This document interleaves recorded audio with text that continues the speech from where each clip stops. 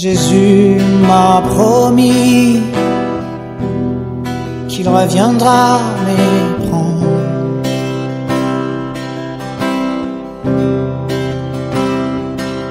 Quand il était sur la terre, il m'a dit: Shalom à tous les internautes qui nous suivent à travers le monde sur la plateforme lesacerdoce.net. Je suis le pasteur Jarty Abraham Ekofo du centre évangélique francophone Le Triomphe La Borne-Matongué. Nous allons devoir commencer dans notre émission maintenant, La Fin, l'émission La Fin. Nous allons lire la parole de Dieu avant de commencer toute chose. Seigneur notre Dieu, bénis ces moments. Ouvre les écus du ciel, déverse ta grâce. Prépare nos cœurs pour ta parole. C'est là dans le nom glorieux de celui qui nous a aimés, Jésus-Christ. Amen. Nous allons lire la parole de Dieu dans Daniel chapitre 2.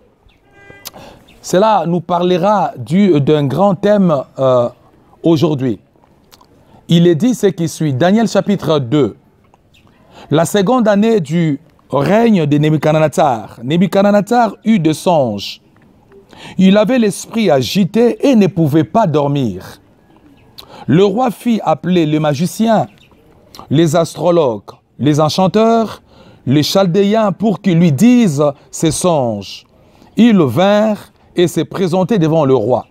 Alors nous lirons le verset 30, ces versets vont nous aider à pouvoir décortiquer notre thème.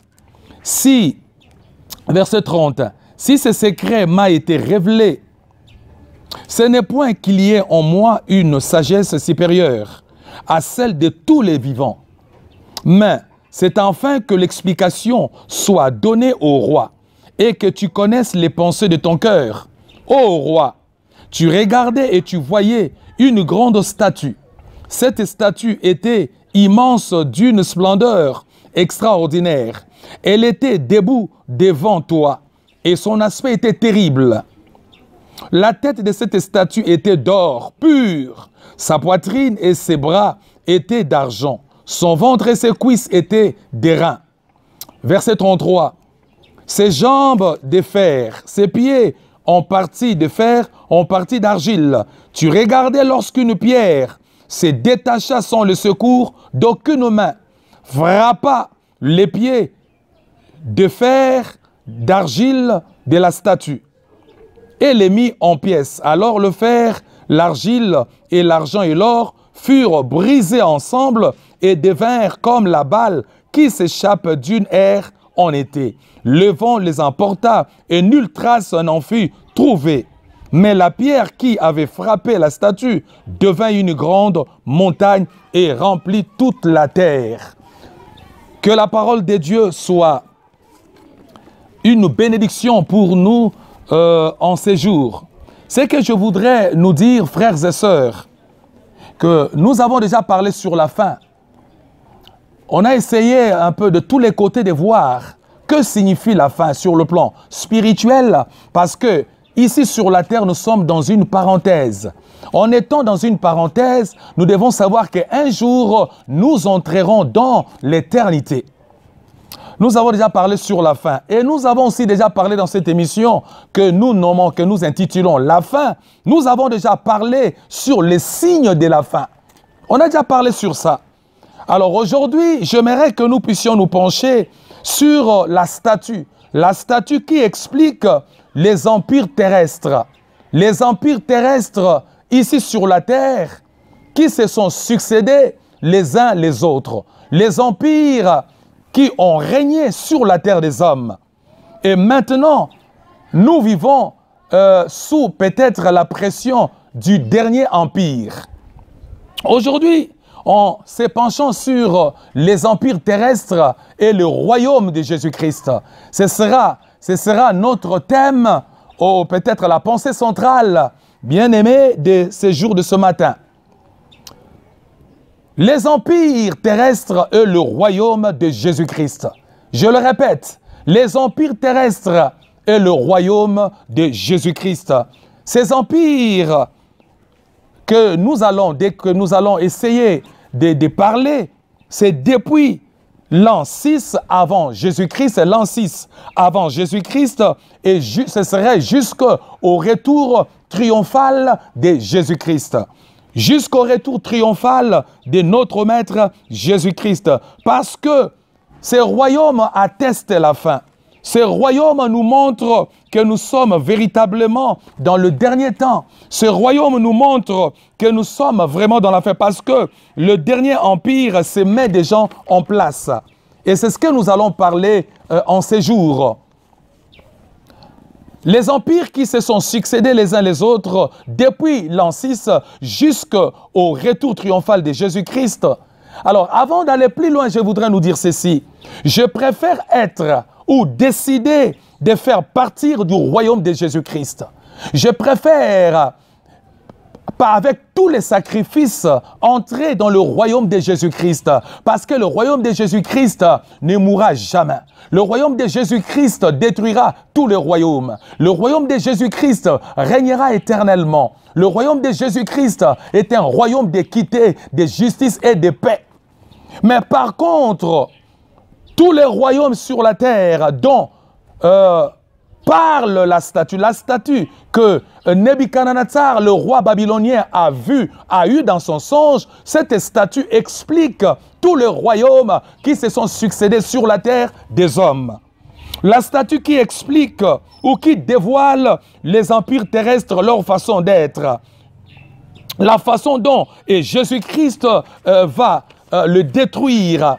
Nous allons d'abord parler, nous avons lu avec vous, et que la statue que Nebuchadnezzar a vue, cette statue, selon l'explication de Daniel dans la parole de Dieu, et c'est ce que nous venons de lire avec vous, toute l'explication pour tous les internautes, je voudrais nous dire toute l'explication, même la façon dont Daniel a exposé cela devant le roi babylonien, parce que le roi babylonien, son dessein ou sa pensée était de détruire tous les sages, tous les astrologues qui étaient à Babylone. Pourquoi? Parce qu'il n'y avait personne pour l'expliquer cela. Il n'y avait personne pour lui faire voir quel était ton rêve dans ton sommeil.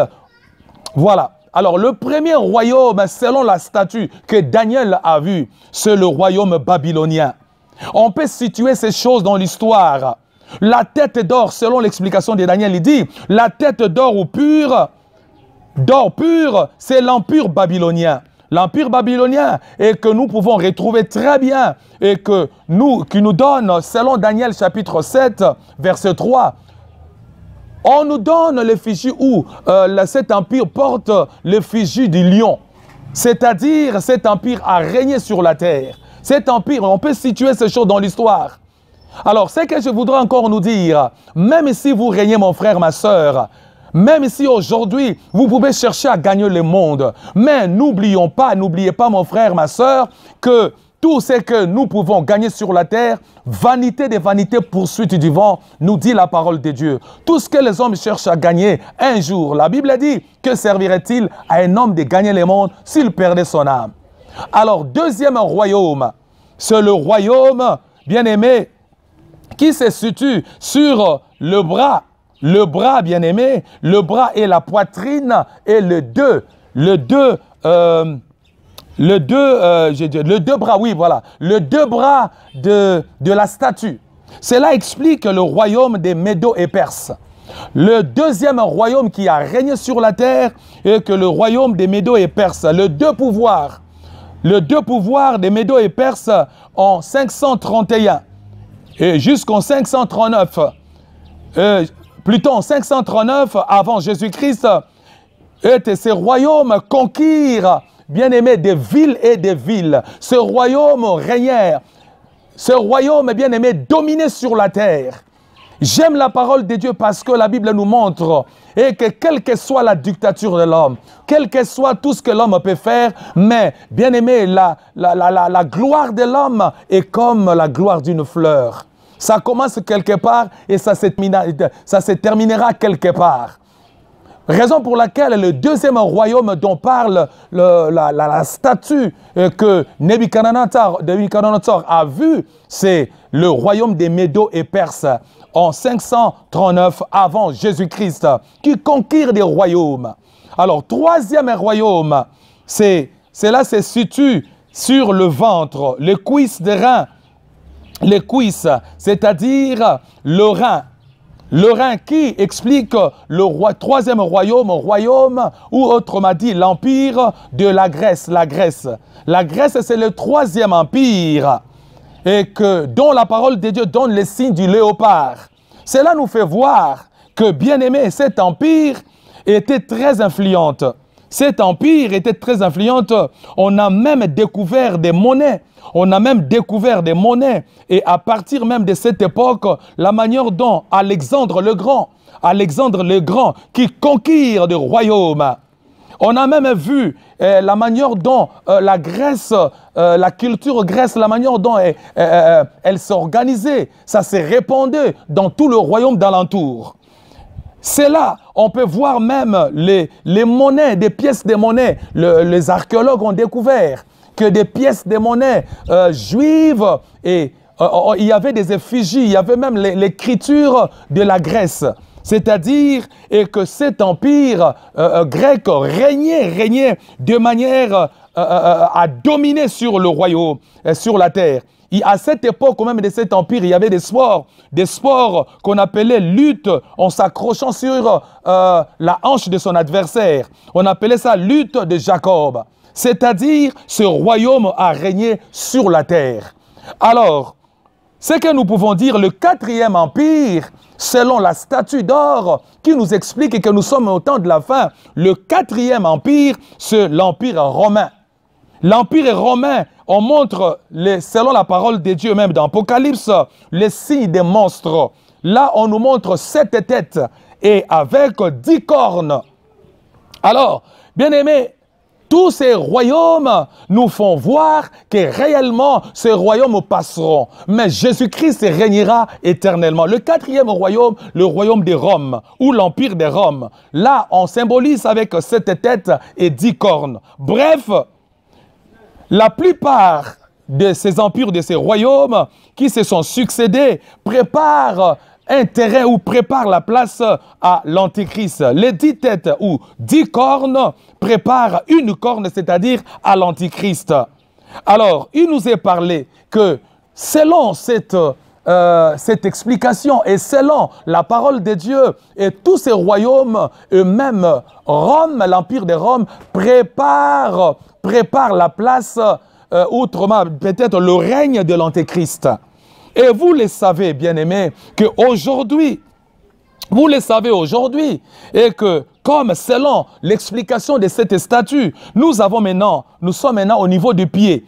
Au niveau du pied, on pourra même dire le 5e royaume, mais c'est un royaume ou un empire qui n'est que la résurrection ou la renaissance du royaume que nous appelons royaume de Rome.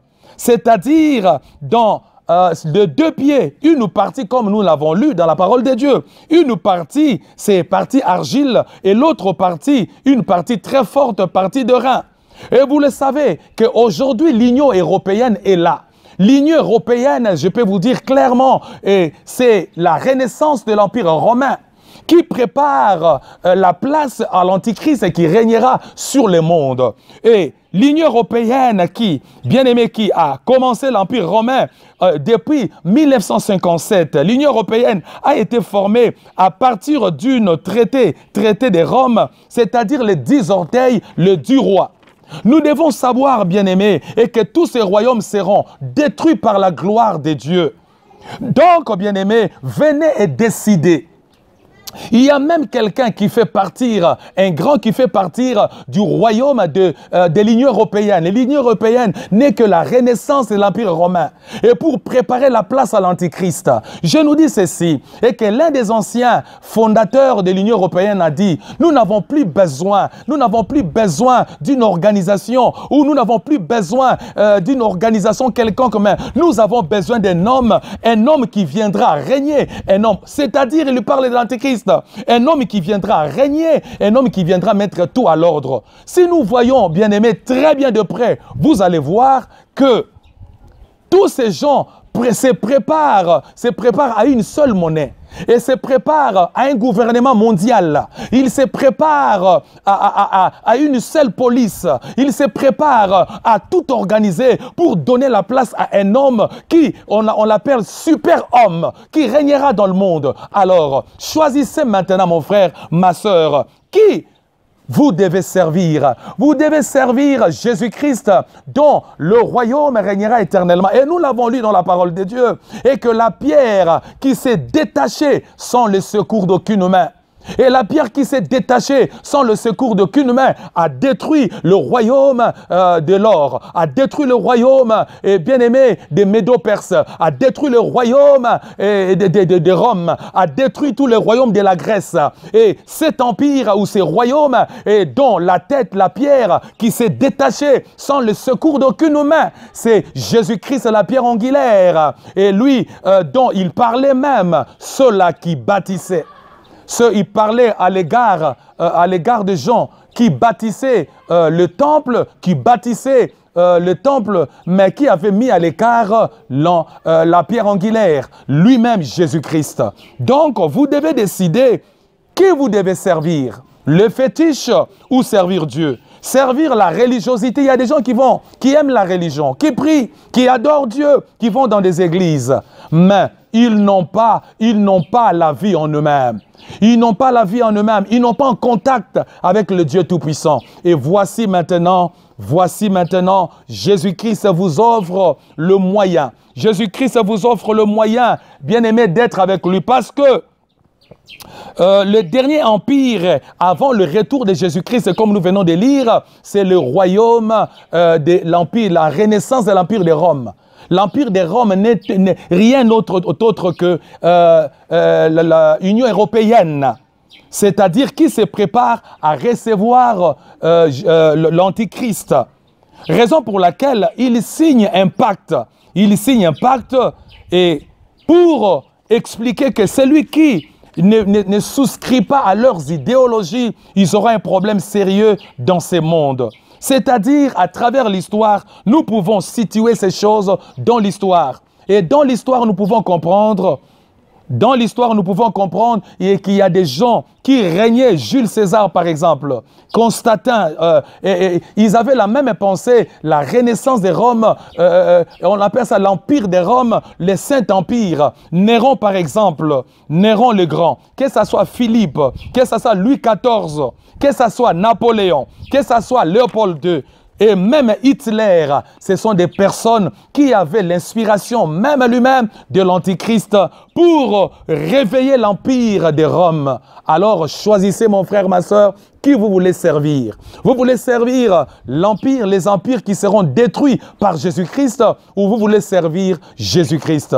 Je vais devoir prier pour vous tous, afin que vous puissiez souscrire à l'idéologie du royaume de Jésus-Christ. Je vous bénis, je vous donne l'occasion. Seigneur, regarde mon frère, ma sœur. Regarde, Seigneur, mon Dieu, celui qui se trouve dans son coin, je ne sais pas, mais éternel Créateur, toi, tu vois. Dans ma perception la plus totale, je peux comprendre, éternel, et que personne ne peut écouter cette parole et dire non, Dieu ne me parlait pas et je n'ai rien compris. C'est clair, nous n'avons que deux chemins. Le chemin de Jésus-Christ et de son royaume et le chemin qui sera détruit et dont le règne est terrestre, dont le règne est éphémère. Je te recommande le cœur de mon frère, ma soeur, qui décide avec toi. Au nom de Jésus-Christ, Amen.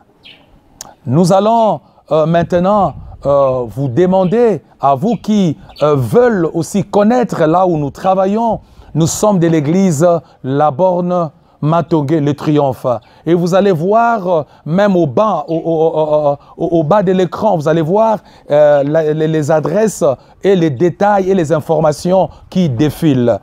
Et si vous voulez aussi venir prier avec nous dans l'église Centre évangélique francophone Le Triomphe à Matongé, vous pouvez venir, que le Seigneur vous bénisse. À lui seul soit l'honneur et la gloire. C'était votre frère, votre pasteur, ministre de la parole de Dieu, Jarty Abraham Ekofo. À la prochaine. Que Dieu vous bénisse. Mon numéro 081 075 40 et puis 37 085 41 76 441. Que Dieu vous bénisse. Amen. Jésus m'a promis qu'il reviendra les prendre.